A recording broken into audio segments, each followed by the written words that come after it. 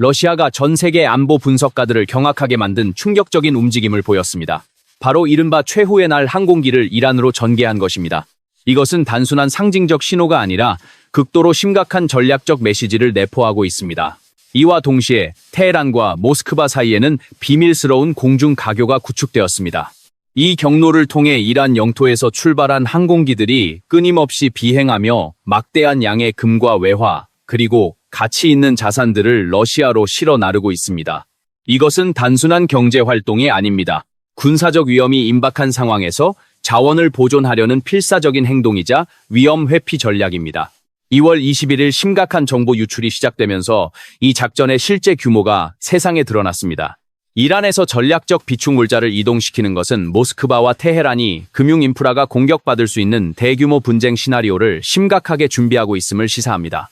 더욱 주목할 만한 점은 서방의 보고서들이 일제히 도널드 트럼프 미국 대통령이 이란을 겨냥한 군사 공격을 감행하기로 결정했다는 분석을 내놓고 있다는 것입니다. 만약 이것이 사실이라면 전체적인 상황은 명확한 전쟁 전 단계의 준비 태세로 맞춰지고 있습니다.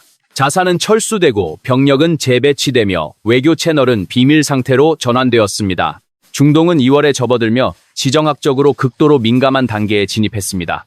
대규모 공격 병력의 집결과 방어적 전략 철수가 동시에 진행되고 있습니다. 겉으로는 예방적 조치처럼 보일 수 있지만 그 이면에는 모든 당사자가 최악의 시나리오에 베팅하고 있는 복잡한 계산이 깔려 있습니다. 현재 진행 중인 상황은 단일 사건이 아니라 변동성 높은 새로운 안보 질서의 서막일 가능성이 높습니다. 여러분, 중동은 지금 대규모 군사 충돌의 벼랑 끝으로 다가서고 있습니다. 도널드 트럼프 대통령은 이라크 침공 이후 해당 지역에 최대 규모의 해군 및 공군력을 집중시키고 있습니다. 항공모함과 전함 그리고 전투기들이 촘촘하게 배치되어 선제 타격을 가할 수 있는 강력한 화력 포위망을 형성했습니다.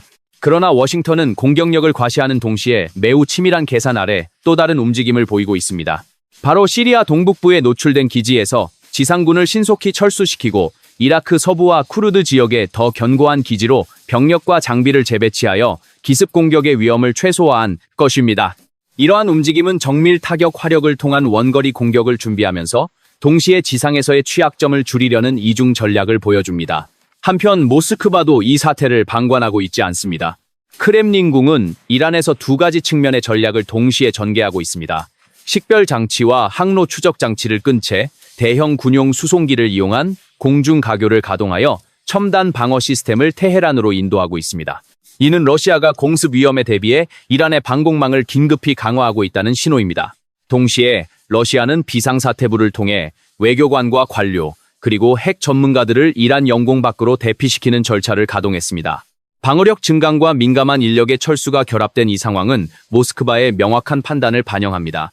미국발 공격의 위험은 더 이상 가설이 아니라는 것입니다. 두 강대국이 동시에 태세를 조정함에 따라 이 지역은 향후 수년간의 힘의 균형을 재편할 수 있는 결정적 단계로 진입하고 있습니다. 백악관의 비밀회의 내용은 고위급 정보 유출을 통해 서서히 드러나고 있습니다. 도널드 트럼프 대통령의 전시 내각에서 있었던 격렬한 논쟁이 결국 결론에 도달했다는 소식이 전해지고 있습니다. 최종 결정은 2월 말로 예정된 이란에 대한 대규모 공습 작전으로 기울어진 것으로 보입니다. 만약 이 정보가 정확하다면 이는 지난 수년 동안 중동에서 있었던 가장 중요한 군사 작전 중 하나가 될 것입니다. 그러나 핵심 질문은 단순히 이란에만 국한되지 않습니다. 시리아에서 벌어지는 급박한 군사적 움직임이 더 큰 계획을 위한 조각인지에 대한 의문이 제기되고 있습니다. 러시아가 수송기의 식별 장치를 끄고 무기를 테헤란으로 전달하면서 동시에 과학자들을 대피시키고 금비 축량을 빼내는 것은 모스크바가 강경한 방어와 전략적 철수라는 두 가지 시나리오를 모두 계산하고 있음을 보여줍니다. 이것은 미국의 공습 위협이 단순한 정치적 허세가 아니라는 평가를 반영합니다. 백악관에서 유출된 공격 시점에 대한 정보 역시 그것이 최종 결정인지 아니면 심리적 압박을 위한 억지 전략인지에 대한 의문을 낳고 있습니다. 공격 시점을 공표하는 것은 외교적 우위를 점하기 위한 방법일 수도 있지만 전쟁 기계가 이미 작동할 준비를 마쳤다는 신호일 수도 있습니다. 만약 테헤란 정부가 실제로 무너진다면 그 여파는 지역 범위를 훨씬 넘어설 것입니다. 에너지 시장과 전략적 수송로 그리고 글로벌 힘의 균형이 2월 중순을 기점으로 격렬하게 요동칠 수 있습니다. 다수의 보고서는 미군이 시리아에서 이라크로 대규모 병력과 장비를 이동시키고 있음을 확인했습니다. 겉으로는 전술적 재배치로 보이지만 깊이 들여다보면 이라크의 병력을 집중시키는 것은 공습 작전이 예상대로의 목표를 달성하지 못할 경우를 대비한 지상 개입 준비 단계일 수 있습니다. 시리아와 이라크, 그리고 이란이라는 퍼즐 조각들이 서서히 맞춰지면서 중동의 체스판은 결정적인 수를 향해 나아가고 있습니다. 미국이 지상 공격을 감행할 가능성과 이란 이슬람 공화국이 붕괴할 가능성에 대한 추측이 확산되고 있지만 군사 및 물류 분석은 이러한 가설이 현실적인 근거가 부족함을 시사합니다. 약 1,000명의 병력을 재배치하는 것은 주로 경보병과 특수부대, 그리고 군수 지원 인력으로 구성되어 있어 대규모 지상 작전을 수행하기에는 턱없이 부족합니다. 이란을 겨냥한 실제 전쟁은 수만 명의 병력을 필요로 합니다. 중기갑 사단과 거대한 보급 시스템이 필요하며 이를 위해서는 수개월의 준비와 동시다발적인 전개가 필수적입니다. 이란은 결코 접근하기 쉬운 목표가 아닙니다. 이 나라의 지형은 험준한 산맥으로 둘러싸인 천연의 요새와 같습니다. 좁은 도로는 봉쇄되기 쉽고 광활한 내륙 사막은 공격군의 보급 능력을 빠르게 소모시킬 수 있습니다. 어떠한 지상작전이라도 거대한 물류적 도전과 장기적인 수렁에 빠질 위험에 직면하게 될 것입니다. 이는 2003년 미군이 이라크로 신속하게 진격할 수 있었던 비교적 평탄한 지형과는 완전히 다른 상황입니다. 현실적으로 현재 해당 지역에 배치된 미군의 전력 구성은 고강도의 공중전과 해전을 수행하기 위해 최적화되어 있습니다. 원거리 타격이 가능한 항공모함 전단과 장거리 비행편대, 그리고 정밀 유도 무기체계가 전략의 핵심이며 보병을 투입하여 영토를 점령하는 계획은 우선순위가 아닙니다. 이는 만약 군사 행동이 개시된다면 대규모 상륙 작전보다는 공습과 원거리 타격 시나리오가 유력하다는 것을 의미합니다. 미국이 시리아 내 소규모 기지들에서 병력을 철수시킨 것은 결코 약화의 징후가 아닙니다. 이것은 더 큰 확전 시나리오를 앞두고 병력을 보존하고 전장을 재편하기 위한 전략적 수순입니다. 만약 워싱턴이 이란 영토에 대규모 공습을 감행한다면 테헤란은 미국 본토나 공해상에서 작전 중인 항공모함 전단을 직접 타격할 수 있는 재래식 수단이 거의 없습니다. 정면 대결 대신 이란의 핵심적인 반격 메커니즘은 비대칭적일 것입니다. 이라크와 시리아, 그리고 레바논과 예멘에 걸쳐 있는 이른바 저항의 축이라 불리는 민병대 네트워크가 바로 테헤란의 가장 유연한 반격 도구입니다. 이들은 분산된 구조를 가지고 있어 완전히 제거하기 어렵고 상대방에게 지속적인 피해를 입힐 수 있는 능력을 갖추고 있습니다. 이런 맥락에서 알탄프나 동북부 시설과 같이 시리아 내에 산재한 미국의 소규모 기지들은 명백한 약점이 될 수 있었습니다. 이러한 위치들은 자폭 무인기나 단거리 탄도미사일, 그리고 훈련된 민병대의 지상 공격에 효과적으로 방어하기 어렵습니다. 취약한 지점에서 철수함으로써 워싱턴은 지속적인 반격의 소용돌이에 휘말릴 위험을 최소화하고 원거리에서 공중 및 해군 우위를 점하는 데 자원을 집중할 수 있게 되었습니다. 이것은 후퇴가 아니라 태풍이 몰아치기 전에 취약한 고리를 끊어내는 작업입니다. 시리아에 노출된 위치에서 병력을 철수시킨 것은 단순한 전술 조정이 아니라 치명적인 약점을 차단하기 위한 조치입니다. 병력이 안바루주야인 알라사드 기지나 에르빌 인근 시설과 같이 엄격하게 보호되는 이라크 내 기지로 재배치되면서 미국은 더 견고한 방어선을 구축하고 있습니다. 이곳에는 패트리어트와 사드와 같은 다층 방공 시스템이 배치되어 있어 미사일과 무인기에 대한 요격 능력을 강화할 수 있습니다. 이 모든 움직임은 심각한 확전 시나리오에 대한 준비를 반영합니다. 만약 공습 이후 이란이나 연계 민병대가 보복을 시도한다면 과거 시리아에 있던 소규모 분산 기지들은 쉬운 표적이 되었을 것입니다. 노출된 지점에서의 철수는 대규모 인명피해 위험을 줄일 뿐만 아니라 미군 병사가 인질로 잡히는 최악의 상황을 방지합니다.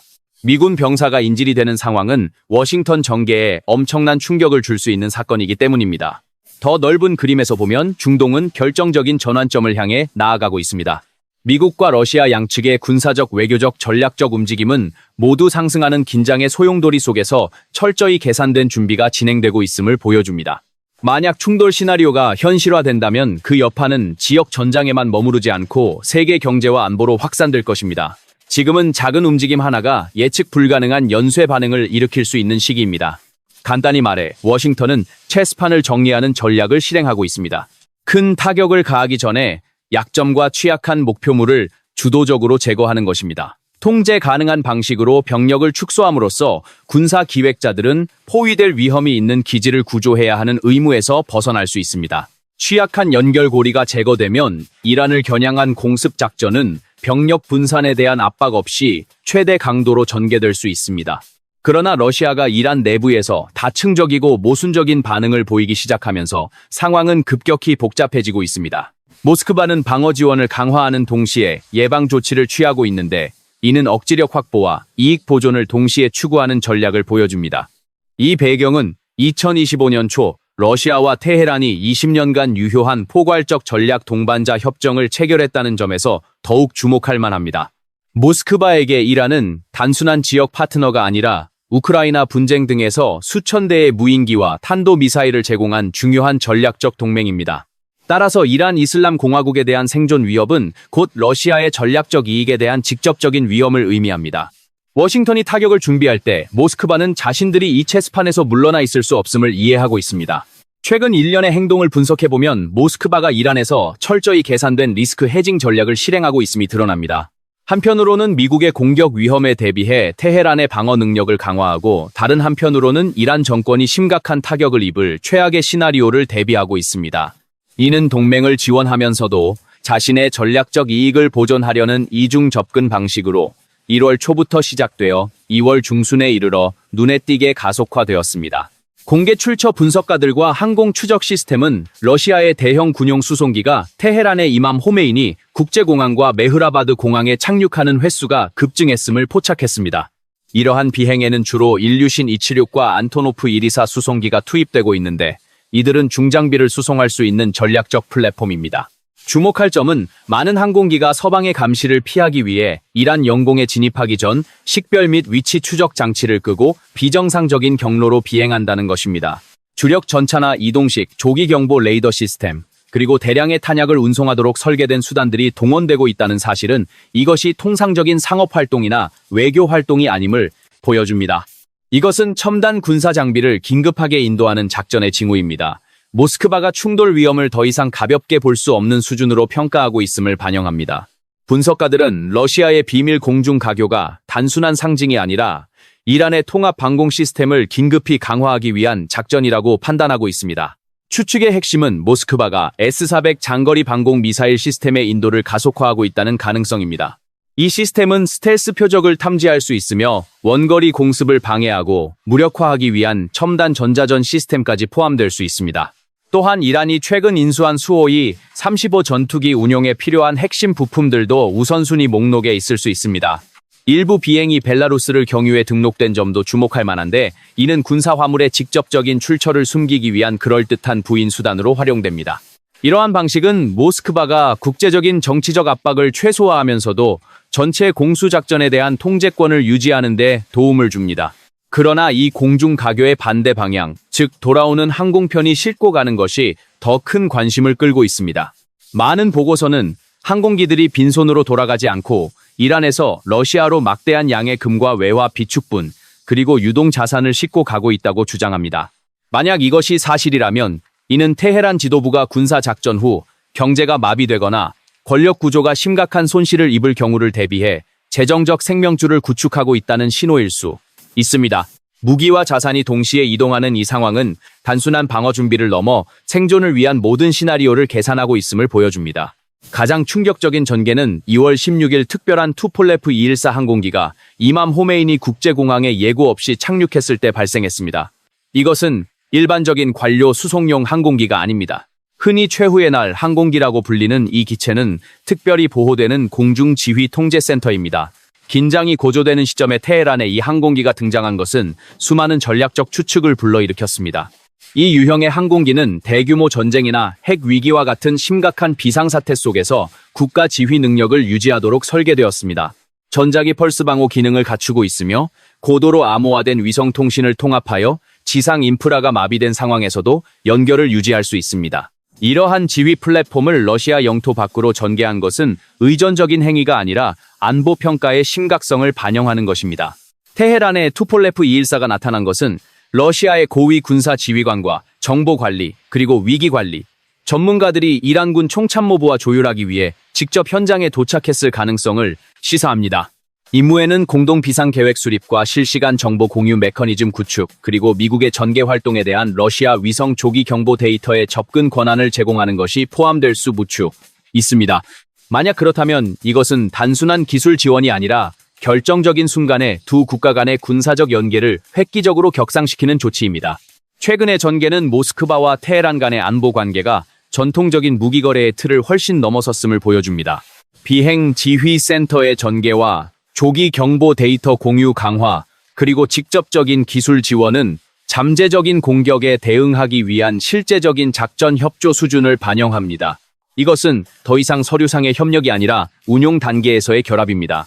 그러나 방어 강화 움직임과 동시에 모스크바는 이란의 방공망이 미 공군의 힘을 견뎌낼 수 있을지에 대해 깊은 우려를 유지하고 있는 것으로 보입니다.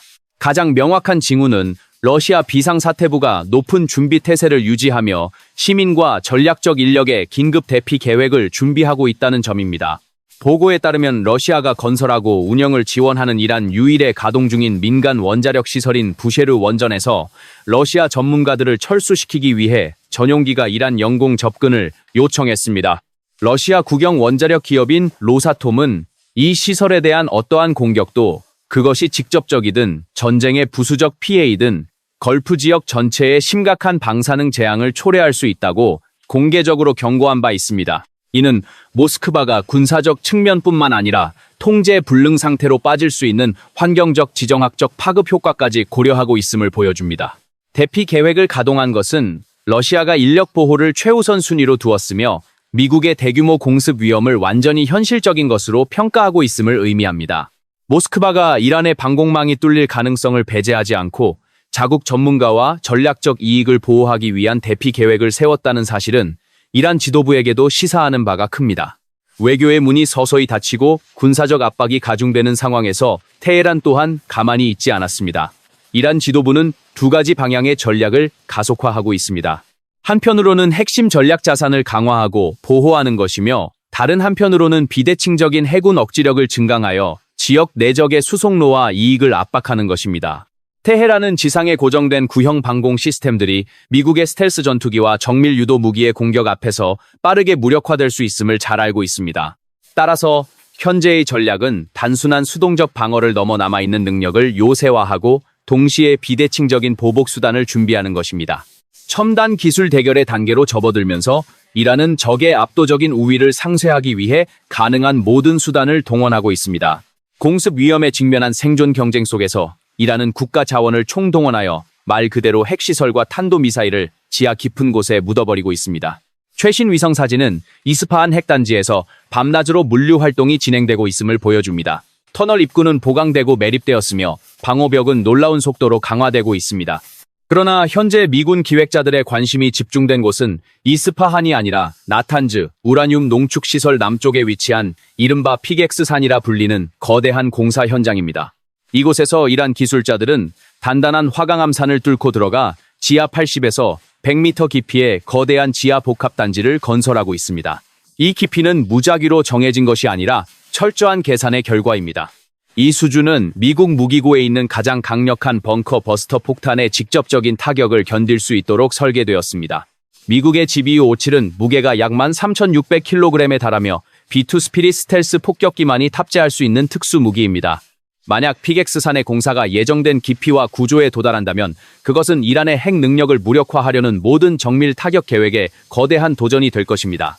이란의 깊은 지하 시설들이 실제로 미국의 가장 강력한 관통 폭탄을 견딜 수 있는 수준에 도달하게 된다면 워싱턴은 전략적 딜레마에 빠지게 됩니다. 이러한 지하 요새들이 사실상 난공불락의 임계점을 넘어서는 순간 공습 작전의 효율성은 큰 의문 부호가 붙게 될 것입니다. 군사 논리에 따르면 기회의 창이 닫혀갈수록 조기 행동에 대한 압박은 커지게 마련입니다. 역설적이게도 이란의 심층 방어 노력은 의도치 않게 충돌을 앞당기는 결과를 초래할 수 있습니다. 2월 말에 접어들면서 전체적인 그림은 외교 채널이 거의 마비되었음을 보여줍니다. 군사 일정표가 우위를 점한 것으로 보이며 기습의 요소가 핵심적인 역할을 하게 되었습니다. 미국은 작전 병력 배치를 완료하고 스텔스 비행 대대를 전개하여 이란의 지하 전략 시설들이 최대 방어 수준에 도달하기 전에 무력화하기 위한 개시 신호를 기다리고 있습니다. 반대로 러시아는 테헤란을 위한 마지막 방어막을 구축하기 위해 시간과 싸우고 있습니다. 기술 및 방공 지원을 강화하는 것과 동시에 모스크바는 최악의 상황도 준비하고 있습니다. 바로 이란의 현재 권력 구조가 심각한 손실을 입는 시나리오입니다. 양측이 모두 마지막 준비 단계에 돌입함에 따라 시간이라는 요소는 더 이상 부차적인 것이 아니라 지역 전체의 운명을 결정하는 핵심 변수가 되었습니다. 미국과 이란 사이의 대결은 단순히 테헤란에서만 끝나지 않을 것입니다. 그 첫 번째 신호는 이미 글로벌 금융시장에서 나타나고 있습니다. 걸프 지역의 주식시장은 투자자들이 보복 공격과 지역 내 확전을 우려하면서 급격하게 요동치고 있습니다. 유가와 금값은 폭등하며 방어 심리와 에너지 공급 중단에 대한 공포를 반영하고 있습니다. 중동에서의 지정학적 충격이 폭발한다면 그것은 순식간에 글로벌 경제 위기로 확산될 수 있습니다. 약 8,800만 명의 인구를 가진 이란은 이미 내부 시위의 압력과 장기적인 경제적 어려움에 직면해 있었습니다. 이제 이란은 권력 구조를 근본적으로 뒤흔들 수 있는 군사작전의 위험 앞에 서 있습니다. 만약 이 시나리오가 현실화된다면 그 결과는 단순한 정치적 변동에 그치지 않고 광범위한 불안정이나 권력의 공백이 발생하여 예측할 수 없는 위험한 과도기로 이어질 수 있습니다. 다가오는 날들은 이란이 공들여 건설한 복잡한 지하 방어 네트워크를 뚫어야 하는 미국의 공군 및 우주 전력에 대한 진정한 시험대가 될 것입니다. 이 대결의 결과는 테헤란의 미래를 결정할 뿐만 아니라 중동 전체의 힘의 균형을 재구성할 수 있습니다. 더 나아가 이 위기가 어떻게 해결되느냐에 따라 국제 질서는 심각한 변동의 시기로 접어들 위험이 있습니다. 도널드 트럼프 대통령은 역사적인 결정을 앞두고 있으며 이는 이란 이슬람 공화국 정권을 무너뜨릴 천년에 한 번 올까 말까 한 기회일 수도 있습니다. 그러나 월스트리트 저널이나 포브스 그리고 AFP 통신과 같은 세계적인 주요 언론들은 일제히 다른 목소리를 내고 있습니다. 그들은 미 합참의장인 댄 켄 장군이 갑자기 트럼프 대통령의 이란 공격 계획에 반대하고 나섰다고 보도했습니다.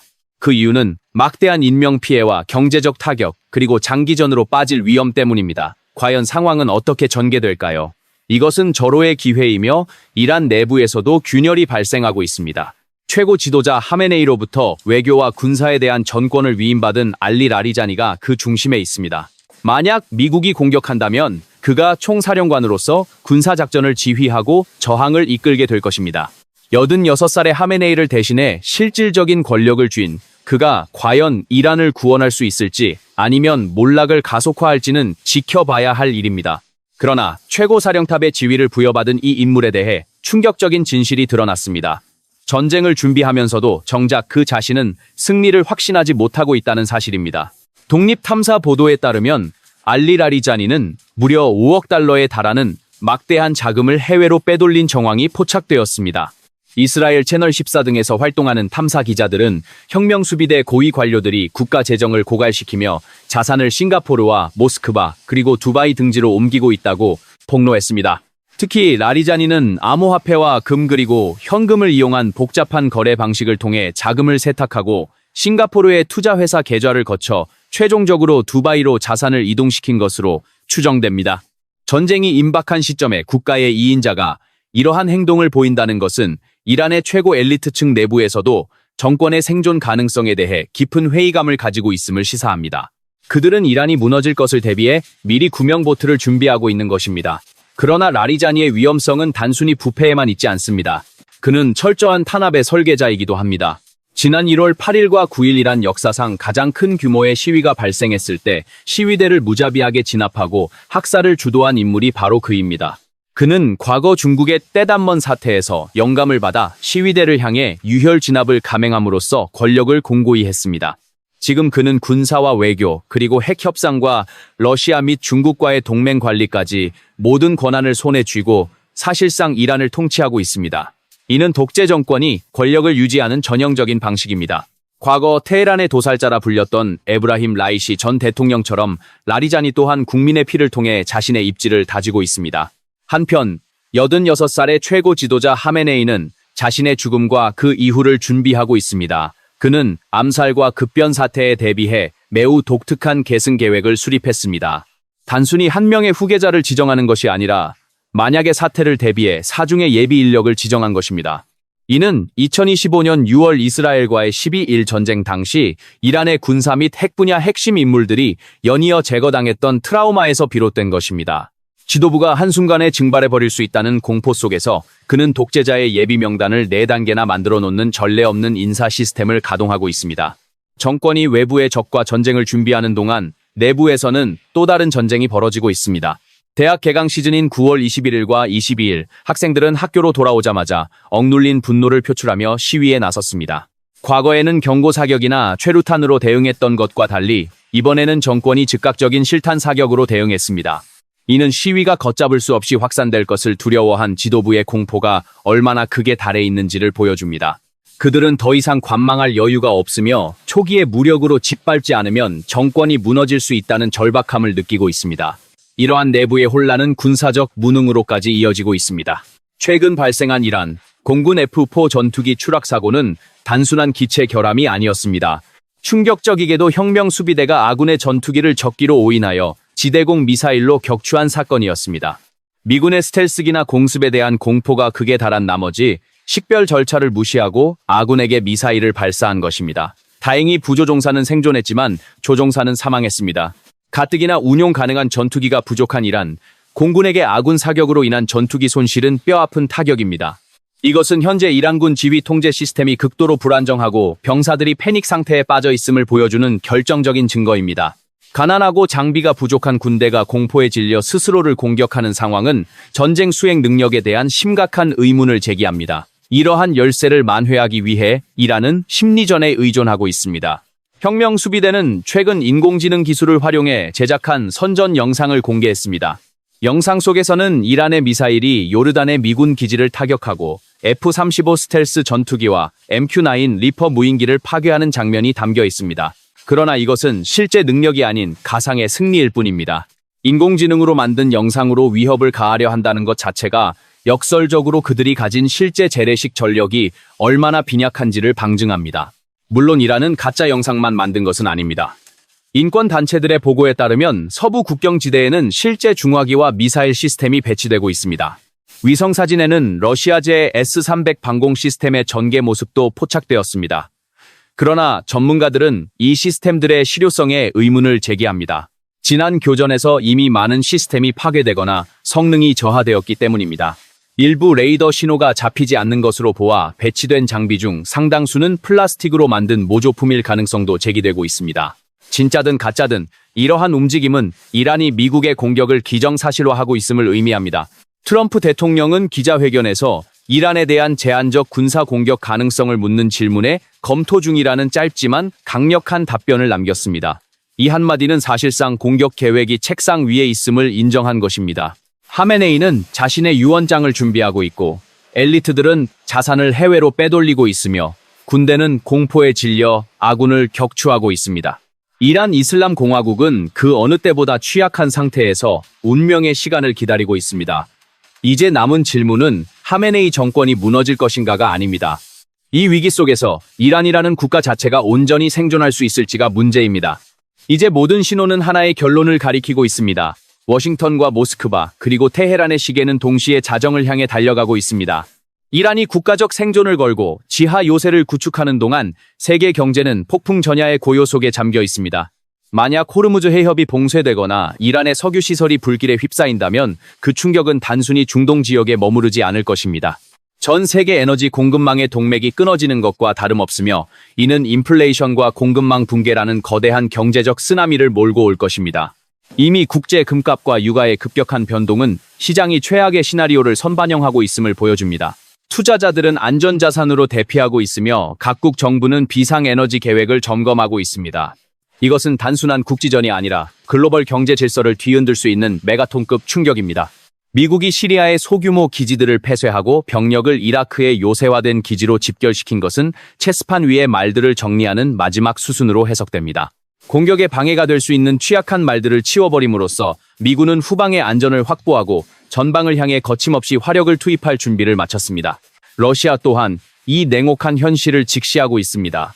최후의 날 항공기를 띄우고 금을 실어 나르며 자국 기술자들을 대피시키는 모스크바의 행동은 동맹국인 이란의 운명보다는 자국의 전략적 자산을 보호하는 데 방점이 찍혀 있습니다. 그들은 이란의 방공망이 미국의 스텔스기와 극초음속 미사일을 막아내기에는 역부족일 수 있다는 냉정한 계산을 마쳤습니다. 결국 이 거대한 체스 게임에서 가장 큰 고통을 짊어지게 될 이들은 8,800만 명의 이란 국민들입니다. 그들은 내부의 독재와 외부의 제재, 그리고 이제는 전쟁이라는 파국적인 위협 사이에 끼어 있습니다. 지도층이 자산을 해외로 빼돌리고 벙커로 숨어드는 동안 평범한 시민들은 다가올 폭격을 맨몸으로 견뎌야 할 처지에 놓여 있습니다. 역사는 반복됩니다. 2003년 바그다드의 하늘을 뒤덮었던 화염과 충격이 2026년 테헤란의 하늘에서 재현될 위기에 처해 있습니다. 그러나 이번 전쟁은 과거와는 다른 양상을 군 것입니다. 지상군 투입보다는 압도적인 공중 우세와 사이버 공격, 그리고 지하 시설 파괴를 위한 특수 작전이 주를 이룰 것입니다. 그리고 그 결과는 단순히 한 정권의 교체를 넘어 중동 전체의 세력 균형을 완전히 새로운 형태로 재편할 것입니다. 도널드 트럼프 대통령의 결정이 임박했다는 정보와 함께 전 세계의 이목은 워싱턴과 테헤란을 오가고 있습니다. 과연 외교적 해결의 좁은 문은 완전히 닫힌 것일까요? 아니면 이 모든 군사적 압박이 협상 테이블에서 유리한 고지를 점하기 위한 최후의 벼랑 끝 전술일까요? 분명한 것은 주사위는 던져졌고 되돌릴 수 있는 시간은 얼마 남지 않았다는 사실입니다. 우리는 지금 역사의 한 페이지가 넘어가는 순간을 목격하고 있습니다. 그것이 평화로운 전환일지 아니면 파괴적인 전쟁의 서막일지는 곧 밝혀질 것입니다. 중동의 모래 폭풍 속에 가려진 진실이 드러나는 그날, 세계는 또다시 숨죽이며 그 결과를 지켜보게 될 것입니다.